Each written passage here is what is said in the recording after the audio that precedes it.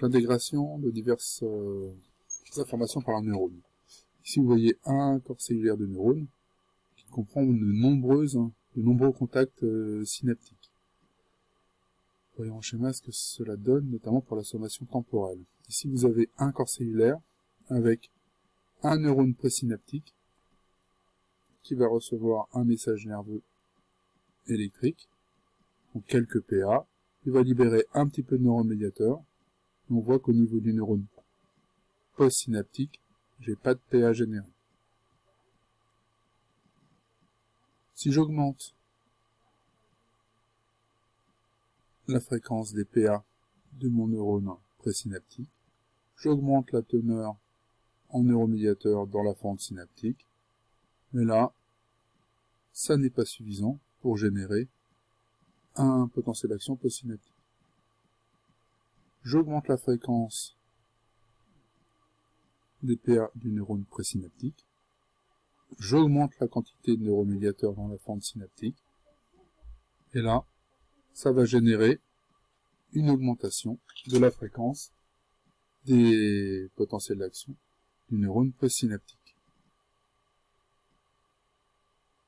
J'accrois encore la fréquence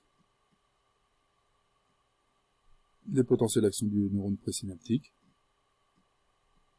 Plus de neuromédiateurs sont libérés dans la fente synaptique. Et j'augmente la fréquence du neurone, des PA du neurone postsynaptique. C'est la sommation temporelle. Plus la fréquence des PA qui arrivent au niveau du neurone présynaptique est importante, plus je vais libérer de neuromédiateurs, et plus la réponse postsynaptique sera importante. Si je n'ai que quelques PA qui arrivent de temps en temps, ça fait rien. Si j'ai une grande fréquence, là je peux avoir un message postsynaptique. Voilà. Ça c'était la sommation temporelle, vous pourrez dire ça doucement, enfin je lis. Au niveau d'une synapse donnée, la dose de neurotransmetteur délivrée dépend du nombre et de la fréquence des potentiels présynaptiques qui atteignent l'extrémité de l'axone. Une salve de potentiel d'action présynaptique n'engendre pas nécessairement l'émission d'un message nerveux postsynaptique. Il faut en général une arrivée de messages successifs suffisamment rapprochés pour générer un message, c'est la sommation temporelle. Si les PA sont trop espacés, j'aurai rien en postsynaptique. Par contre, si j'ai une fréquence de potentiel d'action importante, une salve de potentiel d'action importante, et bien là j'aurai une réponse postsynaptique. Ça c'était la sommation temporelle. Voilà maintenant ce que l'on appelle la sommation spatiale. Là j'ai 4 neurones présynaptiques. Alors attention, j'en ai 1, 2, 3 qui sont excitateurs et un qui est inhibiteur. Vous voyez, rouge c'est inhibiteur, jaune, vert et bleu c'est excitateur. Là j'ai une petite salve qui arrive du neurone excitateur, ça ne génère rien au niveau postsynaptique.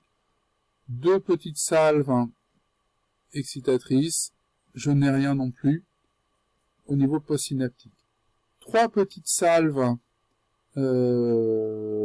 excitatrices, et là j'ai des potentiels d'action au niveau du neurone postsynaptique. Ça c'est la sommation spatiale, c'est un petit peu, 3 qui excitent un petit peu, ça génère une réponse. Si maintenant j'ai 3 qui excitent un petit peu et un inhibiteur qui dépose aussi du neurotransmetteur, et ben là j'ai rien en post-synaptique.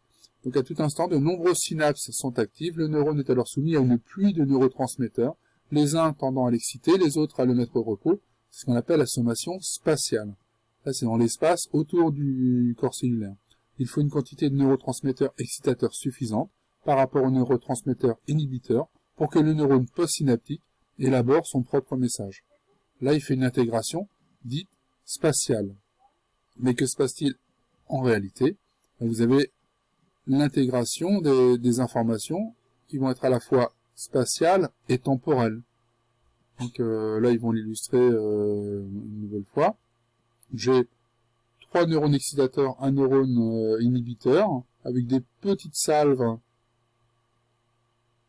qui sont en même temps. Ben là, j'ai quand même une réponse postsynaptique parce que j'avais ici plus d'excitatrices que d'inhibitrices. Voilà. À tout instant, les sommations spatiales et temporelles se combinent. Elles conditionnent l'état d'activité du neurone postsynaptique.